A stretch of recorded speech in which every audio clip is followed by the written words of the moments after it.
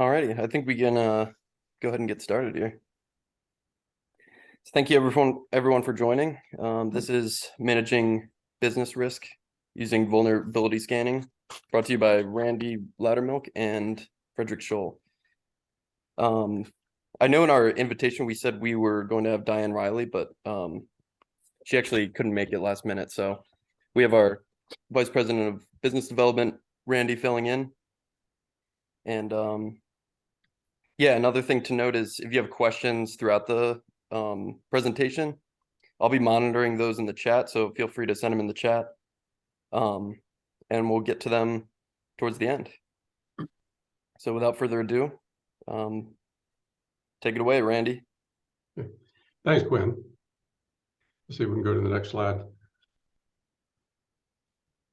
As the name implies, what we want to look at today is the vulnerability management process, but more from the context of historically how vulnerability management has worked, but what really isn't working. It's been 20, 25 years in the making, and we're still not where we'd like to be in terms of overall risk management from a business context. So what we want to talk about today is fixing that process and some steps toward creating a smarter vulnerability management process more from business context. And I'll turn the floor over to Fred in a couple of seconds here. First thing we want to talk about is a methodology called the Obashi methodology and how it applies to this process and how we can use these types of methodologies and frameworks to get those lessons learned and best practices and try to bring out the vulnerability management process into a more mature model and to become more effective in terms of the business context. And in so doing that, looking all the way from asset discovery, classification, contextual views of how the world works, on through that the maturity of that remediation activity in terms of the most cost-effective and risk-averse effectiveness of your vulnerability program. And last not least, creating an environment that looks at everything as a business context throughout most of the businesses, and think corporate-wise, even at enterprise scale, look at things. The chief risk officer looks at risks in a number of contexts. So we want a seat at the table in terms of the technologies and the data analysis, data protection, to have a seat at the table to say, we want to create an environment that we look at our same world as business contexts as the other C-level folks look at their environment. So with that, I'll turn the floor over to Fred, and we'll talk a bit about the Obashi methodology. Thanks, Randy and Quinn. Yeah, that was very well said as to exactly what I want to talk about. I'm Fred Scholl. I am a consultant to Carson and Sain. I'm full-time on the academic side. So a little bit, my part of this talk is going to be a little bit kind of theoretical, but I think it leads in nicely to what Randy's going to talk about in terms of practical applications. And I think Randy mentioned it several times, risk. You've heard this all before, but hopefully we'll put it in a little bit of a different context than you've heard it before, and we'll give you some takeaways to restructure your vulnerability management program, as Randy said, to really help get a seat at the table. So Quinn, could you flip to the next slide, please? Yeah, so the 3 steps towards smart vulnerability management, again, you've heard these things, but in my consulting experience and working with businesses, these are not easy goals for anybody in the business, especially folks in the security part of the business. So step 1 is to really have an in-depth knowledge of what's going on in the business and what the business processes are. Not just, okay, we know we're in the retail business, or we know we're in banking, but you need to go deeper into understanding what processes are running under the hood. And not only that, what IT systems are those processes making use of? And you need to understand what value is being generated by those systems. And it might not be obvious from just superficial conversations with the business folks. So you need to know where the value is being created, because that's bullet point 3 here, or point number 3 here is really know your risks. And if you don't know where the value is being created in the business and what processes are creating what value, then you don't really know what risks are going to be relevant to the people running the business. So those are you've heard these things before. It's not reinventing the wheel, but let's go a couple more slides, and let's go to the next slide, and we'll try to elaborate a little bit more on this. So vulnerability management process needs to be seen as part of the enterprise risk management process. And that's, you've probably all seen this, but these are the four classic steps to risk management. First, identifying the risk.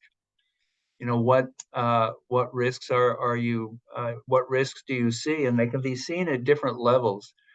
They can be seen at infrastructure level, they can be seen at application and business process level, and they can also be occurring at the enterprise governance level, let's say. And then once you've identified them, you need to figure out, what is this risk, high, medium, or low? Is it 1 million, 10 million? Is it $100 million risk assessment? Valuation of the risk. So you need to go through that process. And then step 3 is to figure out what you're going to do about it. Are you going to patch the vulnerabilities? Are you going to keep them as unaddressed risks? Or exactly what are you going to do? And then the last thing is really monitoring the risk. We have so many, just in the context of vulnerability management, we have so many vulnerabilities that are out there. One day they might be unexploited and just sitting there, and you can put them on the back burner, and then there can be a headline or some notice from CISA or whatever. All of a sudden, it can become a high priority. And so it's this. I'm emphasizing this whole process as being critical, because if any step falls down, if you fall down on any of these steps, you're not going to be managing risk. And the reason I don't know if anybody's read any of Michael Lewis's books. He wrote Moneyball, and he wrote Liar's Poker. He's a really good writer. He wrote a book 2 or 3 years ago called The Fifth Risk. And being in risk management, I ordered it on Amazon to see what he was talking about. And I was put off a little bit because it had a lot of issues around politics and presidential politics and stuff like that. But there was some really good points in there. He was trying to document what are the risks that we face in the United States. And, he had things like nuclear weapons and some other things that climate change maybe, but he had his top 4, his 5th risk he felt for government was project management. And I thought that was such an interesting point, right? How many times do we start things in government and then we don't follow through? And I think that can be applied to the whole vulnerability management process too. It's easy to run scans and identify risks at the top green circle, but it's not so easy to follow through and get things fixed that should be fixed. So that's why that part of his book stuck in my mind. So let's go on to the next slide, Quinn. So here's the root cause of the problem. There are too many vulnerabilities. I think when we started out in 2002, we had maybe a couple hundred vulnerabilities reported in the National Vulnerability Database. And now we're up to, I haven't completely updated my graph here, but it's approximately 25,000 for 2022. I guess we'll know the final number in a couple of months. But so the numbers are really overwhelming, and I show it in another way in the next slide. So I added up the cumulative CVE scores, basically the numbers on the previous graph. I tried to estimate what is this going to scale to, and it turned out it fit like a 5-level polynomial pretty well. If you can see, this curve projects that by 2027, 5 years from now, we're going to need to be managing 400,000 vulnerabilities. And as people know, hackers are getting so sophisticated that they're able to string multiple vulnerabilities together. So we just can't forget about the ones that aren't critical or high.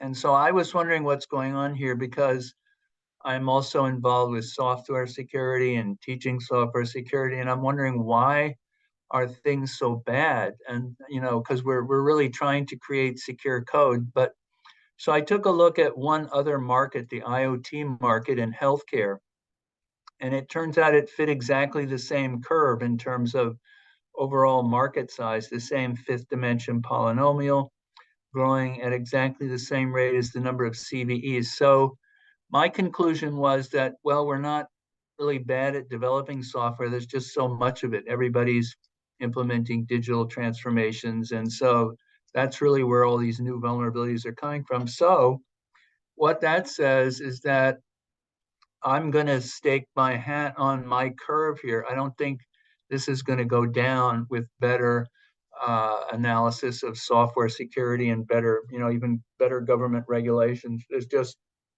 so much software being created. This is going to keep growing. So Quinn, let's go on to the next slide.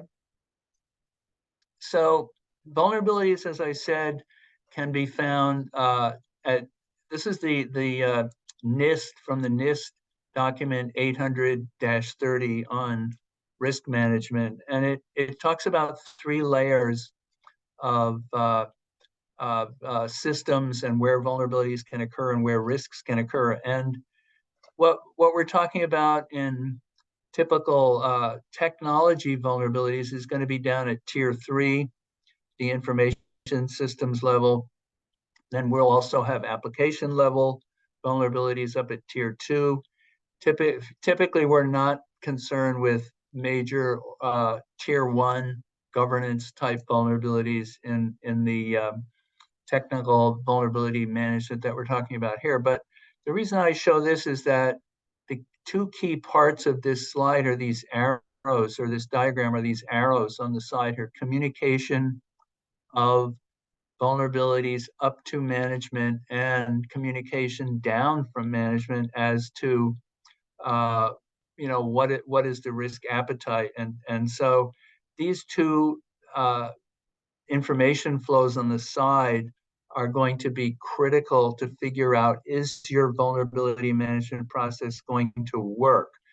Do you have a way of demonstrating, that's this right-hand upgoing arrow, to management, what is the significance of the vulnerabilities? And then the other part is usually direction or budget flow down into tier 3. So in my view, these flows of information are really what makes this vulnerability management or any risk management process succeed.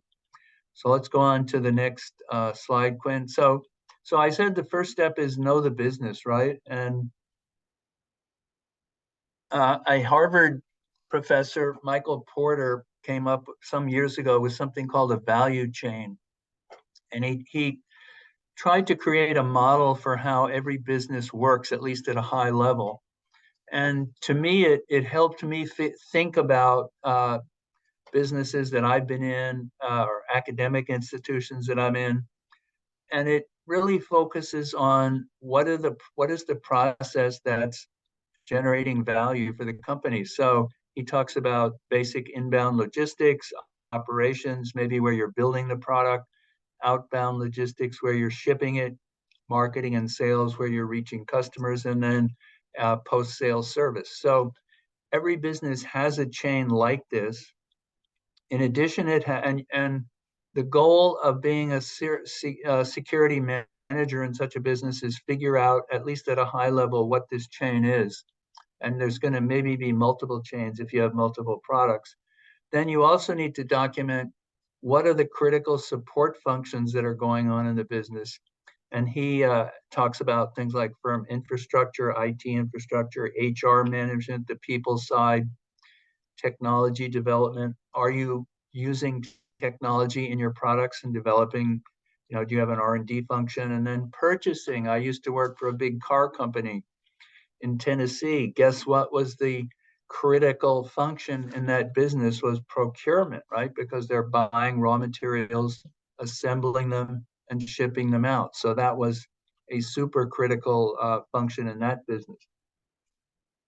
So this is this is just a framework, a thought framework for analyzing the business that you're in. So Quinn, let's go on to the next slide.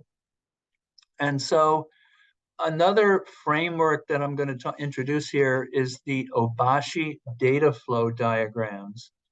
And it's a process and software that's been developed by a company in Ireland, and it deals with the ownership of a process. It deals with describing the business process itself, the applications, systems, hardware, and infrastructure, and putting it all in one diagram. And it's been out a while. It's probably better known in Europe than it is here. The function of this is to show in one diagram the interconnections of the systems and the data flows. And so we all know about the CIS recommendations 1 and 2 in security, right? Before you do anything in security, you have to inventory your hardware and software, right? So this Obashi approach says, let's go beyond that and show how the different entities are connected from a data flow point of view. And just another, on to the next slide, talks about what this looks like in terms of an example. So you've got the owner is who owns, in this case, the accounting function in a business. So that could be the chief financial officer. What are the business processes? Figuring out what are the accounts receivable and accounts payable, let's say on a monthly basis. Payroll is going to be another business process. The applications supporting that, simple ones like Excel, Oracle, NetSuite, QuickBooks, other software. Then supporting those applications could be Windows boxes, containers. You could be using a SaaS application, and obviously they're going to be PCs. You could be using PCs. You could be using virtual desktops. You've got some kind of support hardware, and then the infrastructure supporting the whole thing is going to be your networks, routers, switches, and hubs. Excuse me. So the Obashi framework deals with putting this all on one diagram. Excuse me. Quinn, can you go on to the next slide before I fall over here? So this is an Obashi diagram, and it's not really completely filled in, but it shows the ownership level, the process level, application level, systems, hardware, and infrastructure level. And in each one of these, it's going to show the data flow between each entity here. So if you have in this process acquisition of customers, that is going to involve the CRM system, which is going to be connected. It could be, this blue box could be a cloud entity. It could be an on-prem instance of your CRM system. So the idea is to figure out who owns what at the top level and what applications are connected to what systems. And the reason that you're doing this is to figure out how business relevant are the different systems, applications, and the vulnerabilities that are in those systems and applications. You want to figure out what's the business context of each cloud or data center system that you have. And you also want to document who owns it, because these are the people that need to sign off and basically provide resources to patch the system. So we showed the first risk management diagram. It's relatively easy to figure out vulnerabilities, right? You can run scans and you can do it. It's the next steps that are really difficult. And this is a methodology to help you figure out the relevance of the scan results that you get. So let's go on to the next slide, Quinn. So just to summarize what I was just saying, why should you build this diagram? You want to have smart asset identification. What asset is supporting what business process? What asset is supporting what data flow?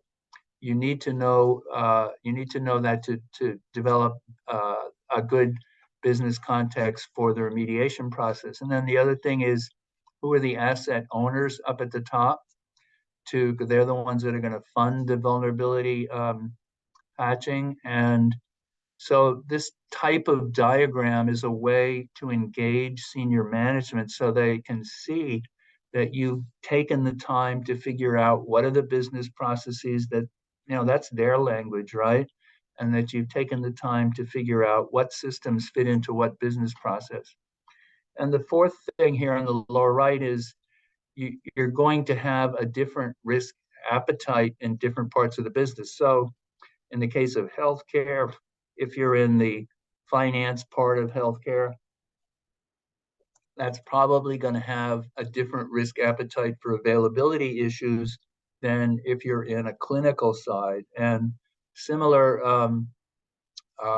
things will apply to many businesses. Once you document those business processes, you're going to be able to intelligently figure out what is the right risk appetite for that business process and which systems should be included in that. So let's move on to the next slide.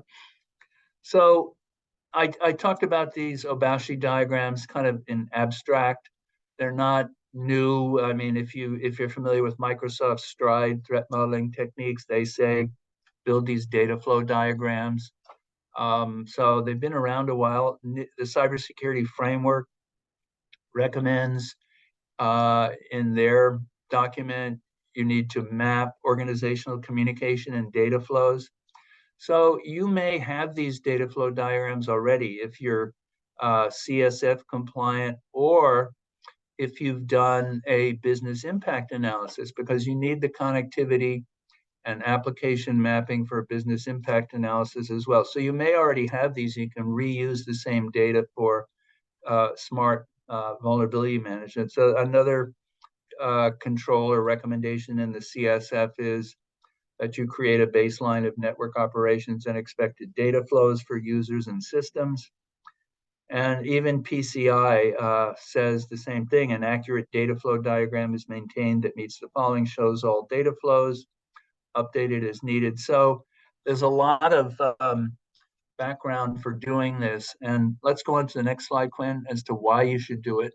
And there is software. This firm, Obashi, does have software to help with this.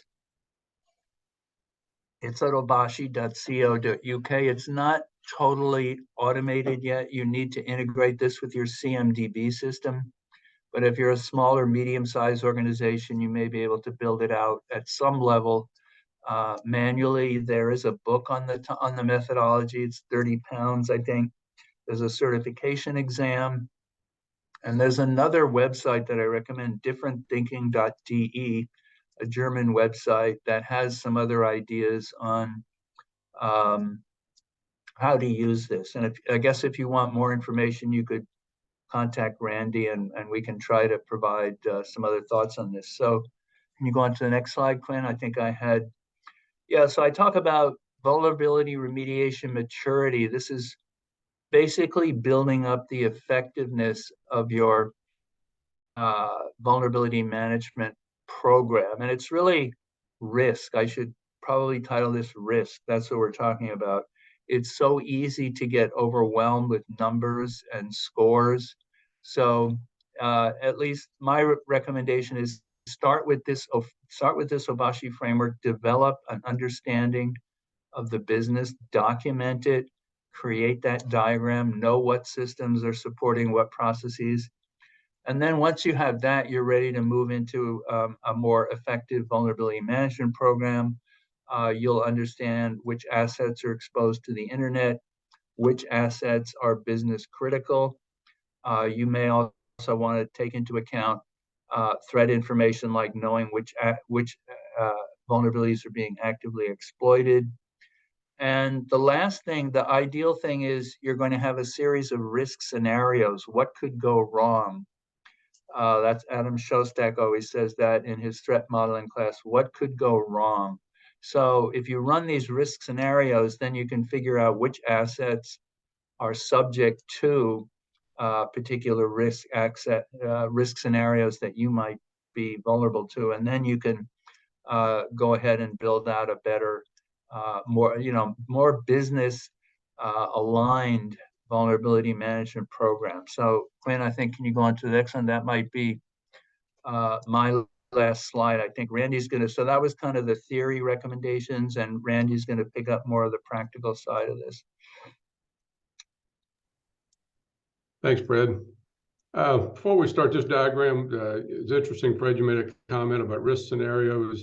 Kind of give you a real world example. I was talking to a gentleman not too long ago, and he had a business in the upper northwest of the U.S., and we were talking about this same thing about what's the difference between vulnerabilities and risks. And vulnerabilities can tell you, say, for example, with your business, your house, is the back door unlocked? That's a vulnerability. But the risk exposure is, well, what do you risk? What are the scenarios in which that those assets can be breached or at risk from attack? And he said, where I'm at is a lot of times people, when they build things, they don't think in terms of people's necessarily. It's a fairly small town, but we have other environmental risks to deal with, such as black bears, grizzly bears, cougars, things like that. And you would think, what's that have to do with technology? He's talking about wildlife. But he says, we threat modeled the heck out of, is the door bear proof, not just human proof from someone using something to break the lock off, or can someone hack the security system? The thing we didn't think about was squirrels climbing down the vents and eating the insulation to the technology.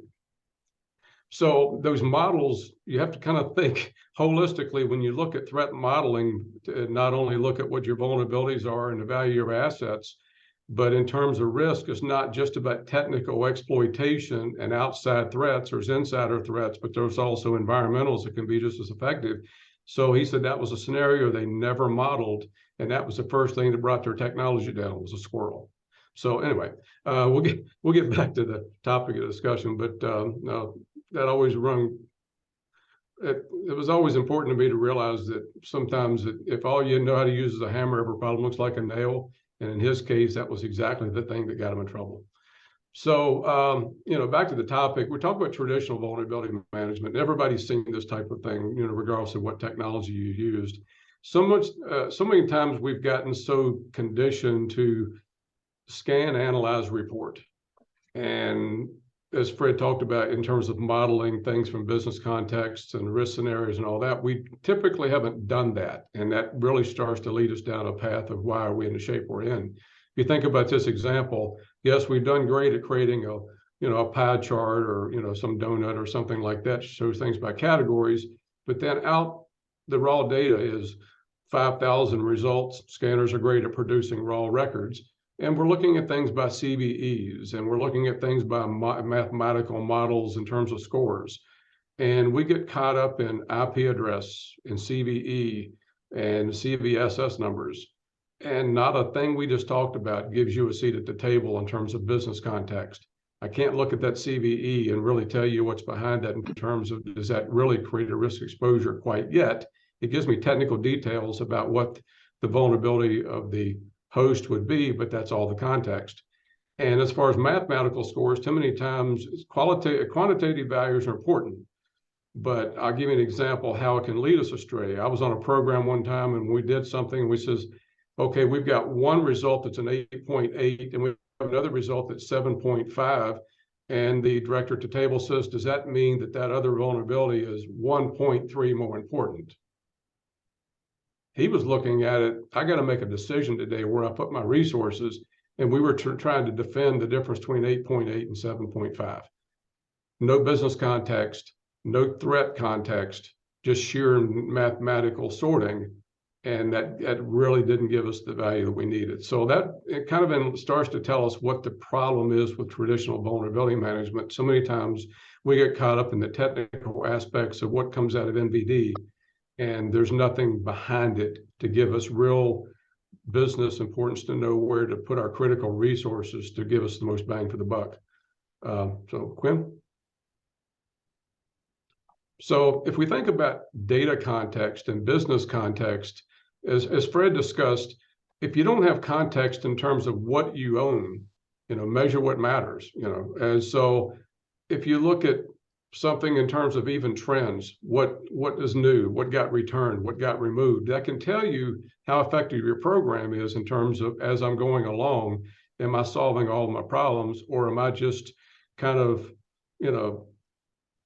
pushing against a windmill here, where every time I get something removed, 10 more things come up. So those can give you indicators of how effective the program is if you look at it in that context. But if you think about even categorizing these results beyond just CVE numbers and IP addresses, if you look at the example down here at the bottom, if we start looking at things that make sense to the business owners, who the business function owner is, the criticality of the asset with business context, maybe physically where it's located, or what business unit that the asset supports, what function, what major application. Is it cloud-based? Do we own the asset? Because if you're looking at third-party vendor risk management, that's a shared responsibility. As Fred showed you in the methodology, okay, we own the application, but we don't own the platform it sits on. So now we have to deal with our risk strategy in terms of a shared responsibility. So now those things can start to give you more effective information, not just about where do I start, but who do I need to get involved? Because I don't always own every piece of the puzzle. So if we look at maybe even PII, if I'm most concerned about the customer database, or in the case of maybe GDPR compliance, personal information, you should be classifying these assets in terms of what is on there and whether they're sharing a platform with multiple applications, or if there's different types of sensitive data that could potentially be exposed. Even compliance areas. Does that have to do with the payment card industry compliance area versus GDPR? It can also give you information about, resources, but also collaboration, getting authorization to take actions. Technologies, in terms of the IP address, the system types, things like that, that can lead you to, what about the remediation strategy? What teams do I need to get involved that actually own the remediation activity, not only owning the business asset, but who's going to actually take the actions to do the remediation? And last but not least, you can start to sum things and categorize things. But now when I'm looking at the critical problems and the total risk exposures, the vulnerabilities, I'm not looking at thing by IP address anymore. I'm saying the Los Angeles accounting function is in pretty good shape, but the director of engineering in San Jose has some stuff going on with the R&D equipment that's in a particular zone that has some problems. Now it's easier for me to make decisions about who to get involved and what that's going to cost in terms of prioritization and remediation. When? Thanks. So this is just a kind of a big list of kind of how this can work, but you'll notice this is data type string. It's not always just about quantitative values. You can do quantitative and qualitative analysis. I mean, think about when you're talking about these risk scenarios, it's not always just about is the data at risk? What about the business cost? Maybe the asset, the hardware, only cost a couple $1,000 or $1,000, and maybe the software only cost me $5,000 a year as a subscription. But what about the business cost? If that gets exposed and it's got the customer database on, and I've got my liability insurance, and they're saying, okay, well, for a breach, it's $5,000 or $10,000 or $50,000 an occurrence. Well, how many records are on there? What's my potential business risk in terms of quantitative values, not just qualitative? So when you're looking at these types of classifications, it's really up to you. As Fred talked about, technology can't tell you whether you're risk averse or not, or what your risk tolerance is. Only thing they can tell you is this is the information that's available, and now you can make those risk prioritization decisions with quality information that's looking at things with that business context. And by going through that exercise with the Obashi methodology, now you're getting all the pieces of the puzzle. So now you do have a seat at the table. But then from there, you can take technologies like this and apply those metrics to it so you can make those decisions. So this just kind of gives you a kind of a quick example. We talk about people get, like I said earlier, vulnerabilities and risk. They're two totally different things. They have a relationship. If you think about taking something from an IP address to giving it business context, now add what it's vulnerable to, what's risk exposures it has. And then you're looking at the severity of those. What's the potential impact on that asset if something would happen? Now, what about the probability?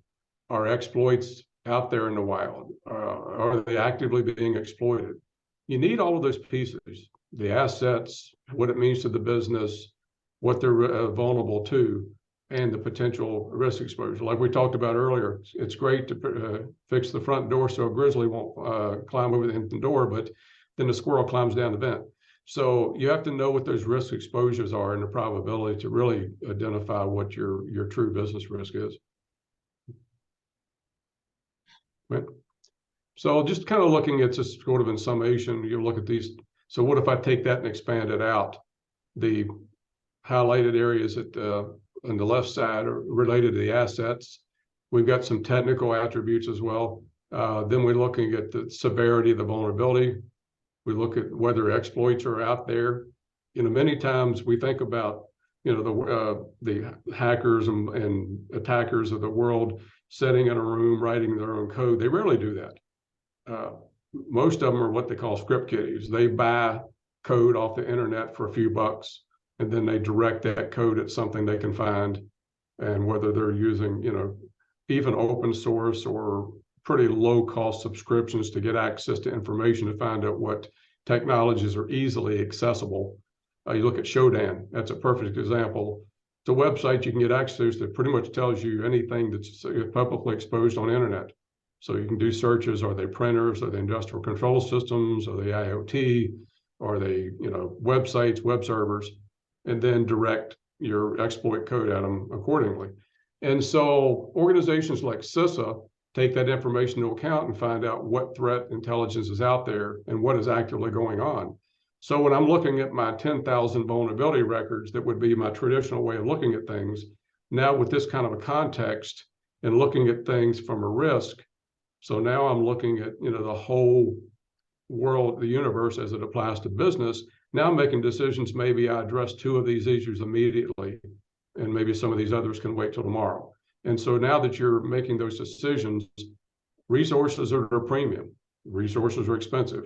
So how do I prioritize and direct my resources that it gives me the most efficient and cost-effective way to reduce my risk quickly, but focusing on the right things at the right time? Okay, Quinn.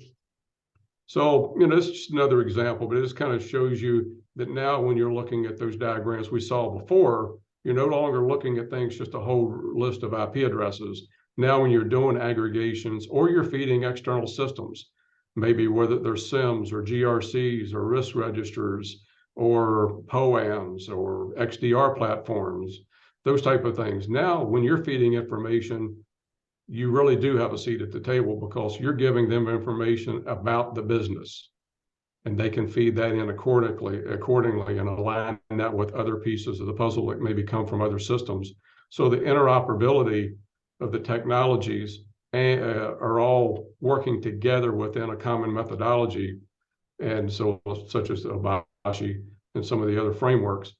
And so now that when you're looking at information like this, you're looking at it more with a business hat on, and then you can direct resources, whether they're technical or functional or procedural or processes, even budgetary requirements.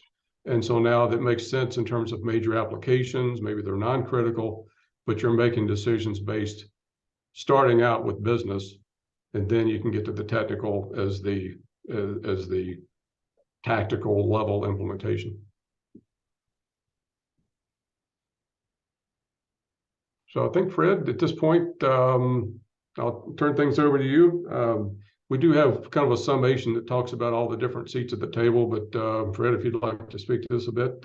Well, yeah, thanks, Randy. I think all the points you made were really good. And so this is just summarizing what we're talking about here by demonstrating that really smart vulnerability management is the yellow part in the middle, where you've got everybody at the sort of risk management table talking about vulnerabilities. You've got security that has identified all the vulnerabilities, right? You've run the scans, you know what the CVSS numbers are.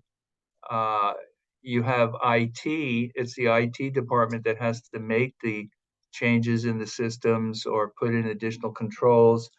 And then you've got the business folks who have limited dollars that they can spend on this. I mean, if there weren't so many, if we had 100 times fewer vulnerabilities, we wouldn't need to worry about this, right? We wouldn't need the business in the picture. We'd just have security collaborate with IT and fix vulnerabilities. I think that's probably the way it was 10 years ago. Now we need to get the business people involved because we've got probably 100 times more vulnerabilities than we can effectively fix. And I think my diagram's accurate. We're going to get, 400,000 or so in the next 5 years. So it's really saying get everybody into the same zone, the same neighborhood, and everybody understand what the issues are. So the business needs to see what is the effect of the vulnerabilities on the business processes that are critical. Security has to document the vulnerabilities in terms of business processes and business impact. And then IT needs to, security can't do that by itself. It's really got to work with IT to understand the applications, what systems they're running on, and come up with that Obashi-type diagram. Or you can get that from your business impact analysis. So I think if we can get everybody sort of having an equal say in what's going on, we can figure out how to mitigate the critical vulnerabilities that are out there and not just say, oh, we're going to fix all the highs and criticals in 30 days or something like that. There's just too many to handle. So I think this is a good way of looking at what we're trying to accomplish with smart vulnerability management. Do you want to add anything to that, Randy?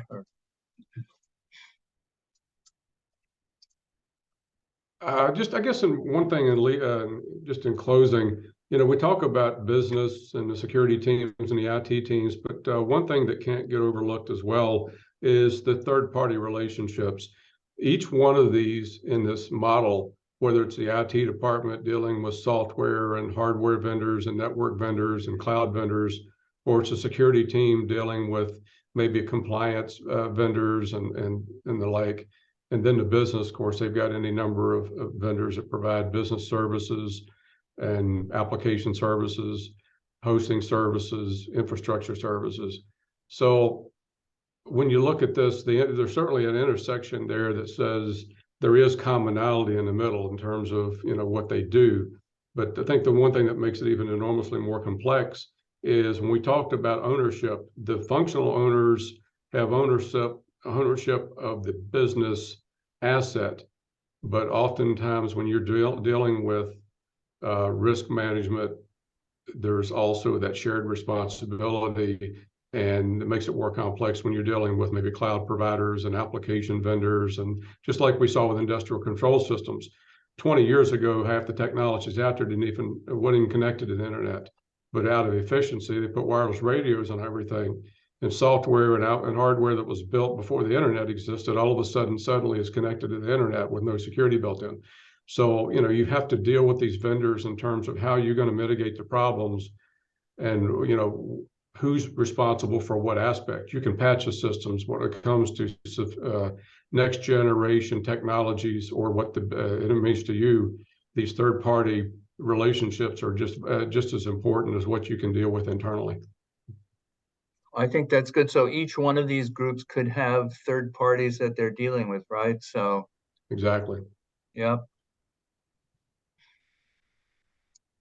Yeah, I think that's great. I think at this time will be a good time to take some questions. If you do have a question, just throw it in the chat. I think we'll just take a minute here to let those who have questions type them. If not, then yeah, we'll carry on. Do people have contact information for you, Quinn, or if they have Yep. questions? Yeah, that's actually after? on the next slide. Oh, okay. Yeah, so I'll actually, to make things easier, I'll pull that up. Okay. People can still send in their questions, of course. This is where we can be reached too.